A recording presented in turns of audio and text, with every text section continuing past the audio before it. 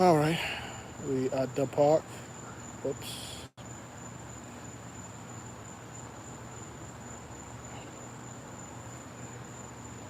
I have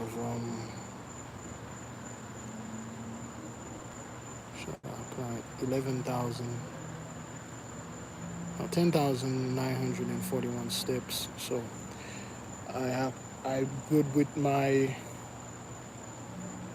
step with my steps. My sleeping scores is 6 hours and 28. Not quite sure. There are some people talking here. My sleeping hours is 6 hours and 28 minutes, and my weight is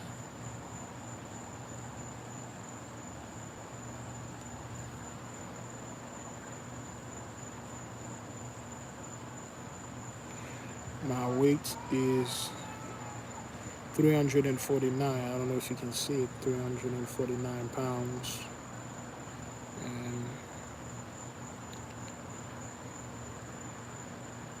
this is a little bit hard to see, but it's the progress. Nonetheless, I don't know why this thing say July. We are in June. I'm averaging 358 pounds, so I'm no longer stuck and plateaued around 380, 370, 390, 400s. And it's been 2 years. I never get to the 360s. Now in 349. And a year ago, no, 2 years ago, I was doing pretty well. But the main problem that I have, the moment I lost all those weight and something happened with me, which is emotional, and I stopped eating emotionally. That's what caused my demeanor and eating a lot of food. So most of the food that I consume is based on an emotional level. Whether I am happy, especially when I'm happy. I wasn't like that though. Okay, I used to eat when I'm sad. I used to eat when I'm depressed, which used to be a lot. However, because of my meditation and certain things I've been doing, I have not felt that way in a long time. All right, let me put this right here. Give a better angle. There you go. We give a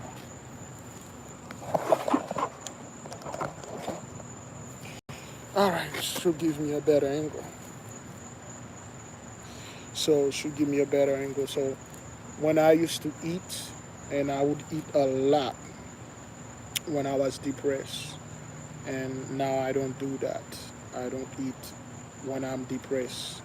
I meditate instead, and it becomes to a point I got too comfortable, and I start eating a lot when I'm happy, and which is not good too. So this thing is too big. So now I have found a balance between happiness and sadness. Okay, both of them are good. Both of them both of them have their own use. So I don't eat that much anymore. And I used to eat a hell of a lot when something happened to my family. For instance, last year I broke my leg, this leg, and if you go to my channel, you'll see I broke my right leg. I broke the fifth metatarsal, a bones that is right here. I broke it, so I couldn't, I couldn't, I couldn't walk. So I stay home. All I do is order food. I ate so much fast food that they banned me from the account. What had happened is the debit card that I had registered and my account got expired. So I was not aware of this. So when I ordered the food, when they brought it to my home, which I consumed, and after that, when they tried to withdraw the payment for the food, it didn't went through.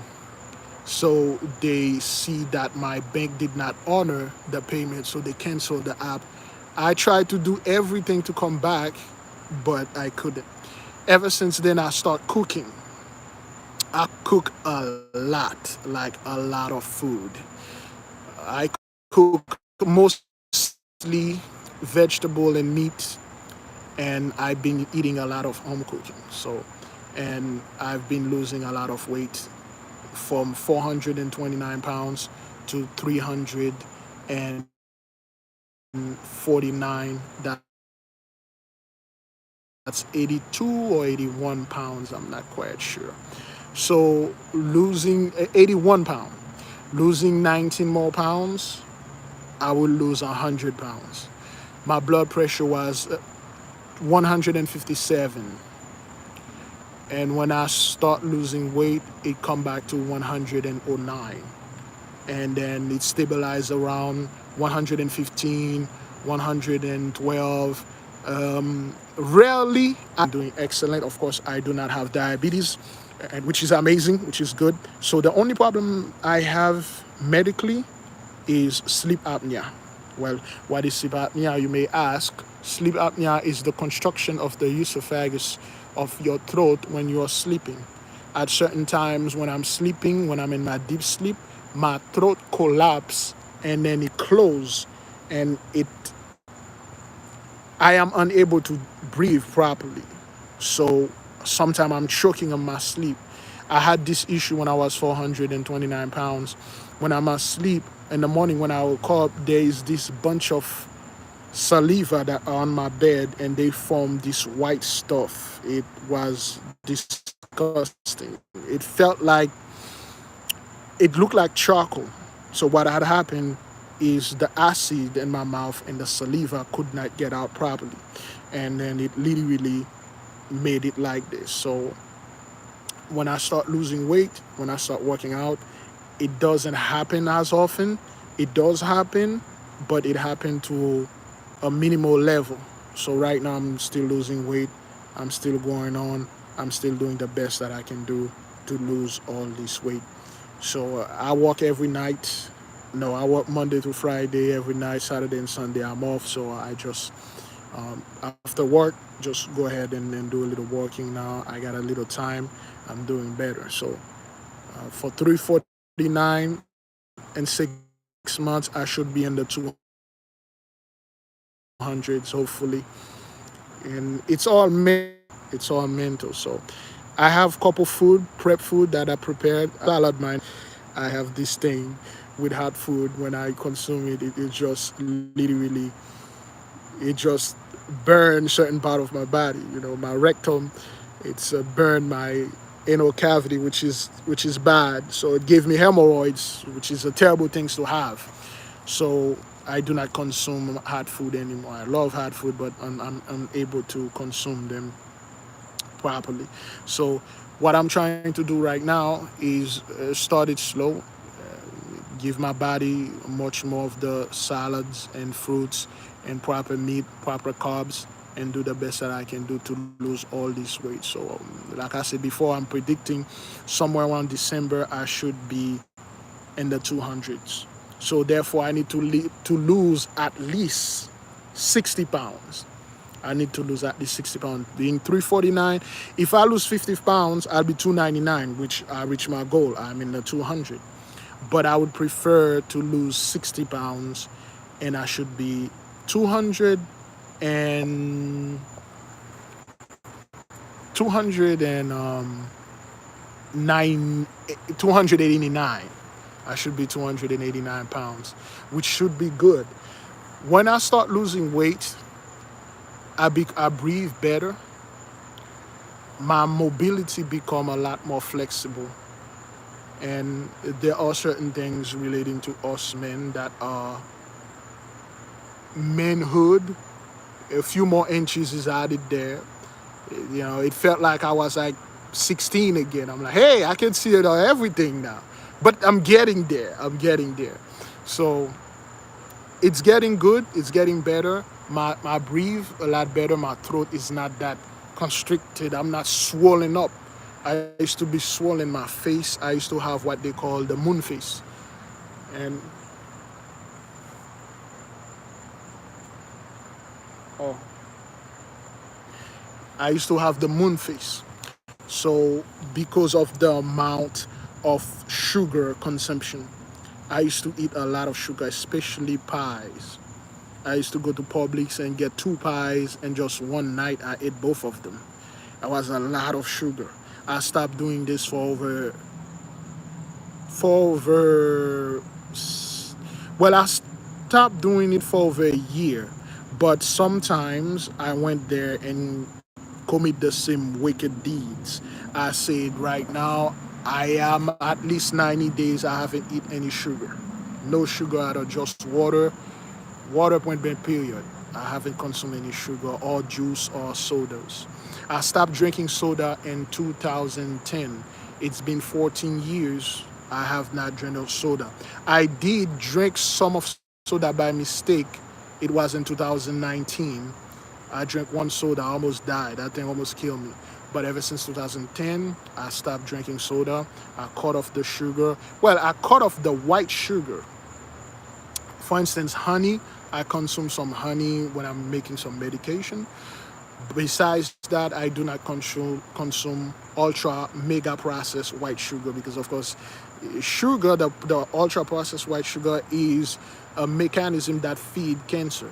That's how the cancer survive in your body, by feeding on the sugar. The sugar is a breeding ground. The ultra processed sugar.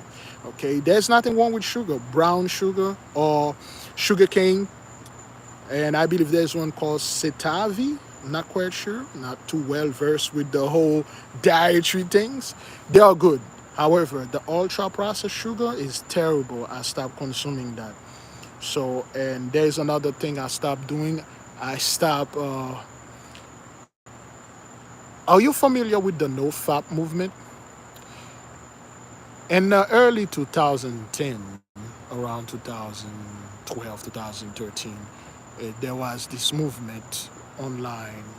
Well, they call it semen retention, which I call it essence retention, which is sperm retention.